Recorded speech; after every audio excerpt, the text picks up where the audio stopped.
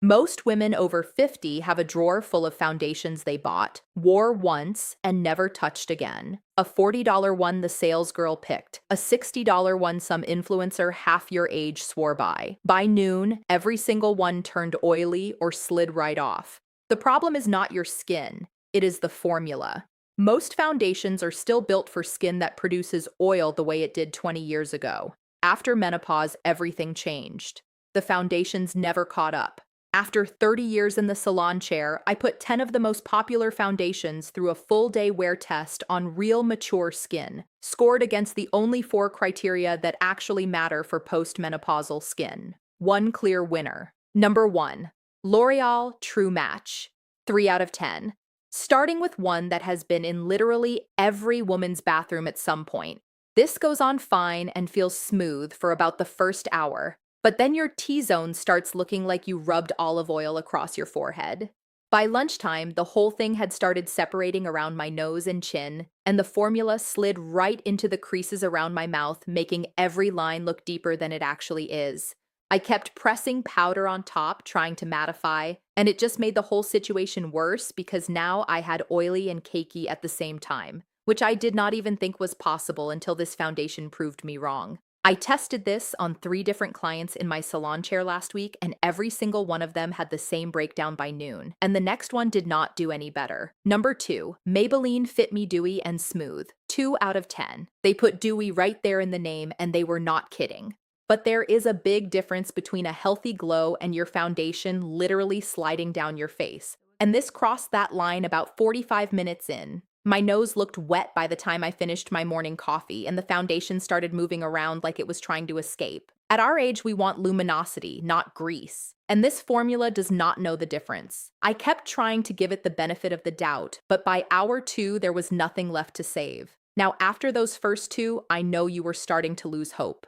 This next one brought it back. Number 3, Chanel Le Beige, 7.5 out of 10. This one genuinely surprised me. I expected another luxury letdown, and instead this actually handled oil well on mature skin. It gives you a beautiful natural finish without tipping into shiny territory. It stayed put through a full day of running around, and my skin still looked fresh by early evening, not greasy. The only reason it is not scoring higher is that around the 6-hour mark, I did notice a tiny bit of shine creeping through on my nose, and by hour 7 there was the faintest settling around my smile lines. But compared to those first 2, this is a completely different experience on the face.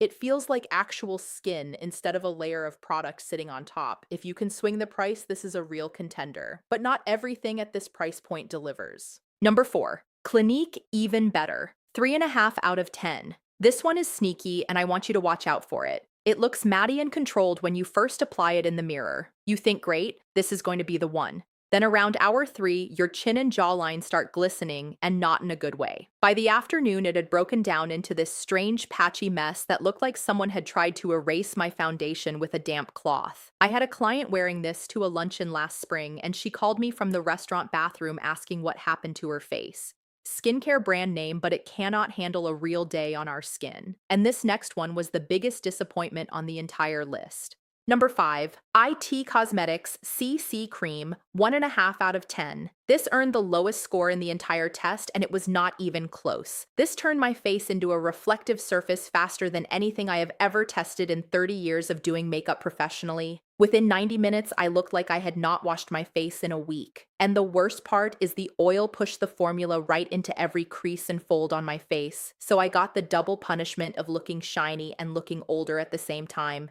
In Korean beauty, there is a principle that your base should enhance your skin, not fight it. This one fought it and lost. If you have this in your makeup bag, please do yourself a favor and replace it. After 5 foundations and only one worth recommending, I was starting to wonder if Chanel was really the best our skin could do. Then I tested this next one. Number 6, Luxe Cosmetics Foundation, 9.5 out of 10. I tested this against every single foundation on this list, and nothing came close. Let me go through the 4 criteria, because this is the only foundation that scored high on all of them. Oil control, perfect. 14 hours on my skin, and there was not a single drop of visible shine anywhere. Not on my forehead, not on my nose, not around my chin. Wear time, 14 hours, and it still looked the same as when I applied it that morning in my salon mirror. Skin feel, and this is where most longwear foundations completely fail. They last all day by sitting on your skin like cement. This one actually feels like skin. You forget you are wearing it. Line behavior? It did not settle into a single crease all day. The only reason it is not a full 10 is that it takes about 10 minutes to fully set after you apply it. When you first put it on, you might think the finish looks slightly dewy. Give it time. Once it locks in, it is not going anywhere. What makes this formula different is that it has niacinamide and hyaluronic acid built right into it, which means it is hydrating your skin without triggering that extra oil production that makes every other foundation fall apart on us by midday. And it adjusts to your skin tone on its own, so you are not standing at the beauty counter swatching 15 shades on the back of your hand. Clients told me they found it cheaper on Amazon, so I'm going to leave a link in the description below. Now let me show you which other foundations disappointed me. Number 7. Dior Forever Skin Glow, 4 out of 10.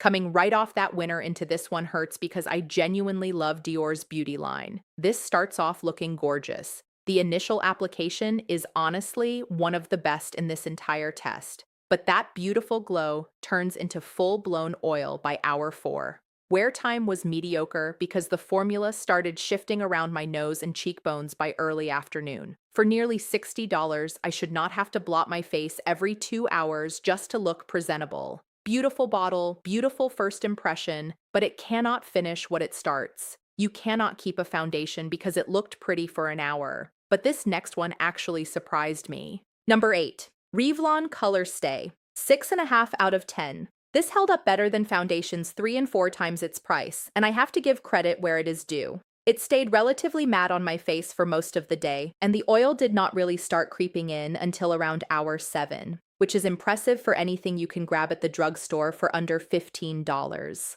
Skin feel was decent, not as natural as Chanel or the winner, but nowhere near heavy or suffocating. Line behavior was acceptable with only minor settling by late afternoon. It is not perfect, and by the evening my T-zone was definitely showing some shine, but this put up a real fight. If you want a drugstore backup to keep in your bag, this is the one I would reach for. If you are finding this helpful, do me a favor and hit that subscribe button. I cover what actually works on our skin every single week, and I promise I will never waste your time with products I have not tested myself. Number 9. Fenty Beauty Pro Filter Soft Matte, 3.5 out of 10. This promises matte right on the bottle, and it delivers matte for exactly 90 minutes. Then something strange happens. The oil comes through on the forehead and around the nose, but the cheeks dry out and start flaking at the same time. One foundation should not be able to be too oily and too dry simultaneously, but somehow this one pulled it off. I had a client try this last winter, and she came back to my salon confused because half her face was peeling while the other half was shining. Our skin needs balance, and this formula has absolutely none. Skin feel was uncomfortable by hour 3, and line behavior was inconsistent, settling in some areas and pulling away from others. And our final foundation, number 10, Estee Lauder Double Wear, 5 out of 10. I will give this one thing. It does control oil better than most of the foundations on this list, but it controls oil by basically sealing your skin under a layer so heavy that nothing can breathe. Shine did not appear until around hour 8, which is decent, but skin feel was the lowest of any foundation I tested. It felt like I had painted a wall on my face. And that thick formula settled into every crease the moment I made an expression. By the end of the day, the oil finally broke through anyway, and then I had heavy product and shine sitting on my face together, which is the worst combination you can get. Solving oil by suffocating your skin is not a solution. Out of everything I tested, there was only one clear winner, and you already know which one it is. So stop fighting your skin with the wrong products. After menopause, our skin changed completely, and there is nothing wrong with that. But we need formulas that actually work with what our skin is doing now instead of against it.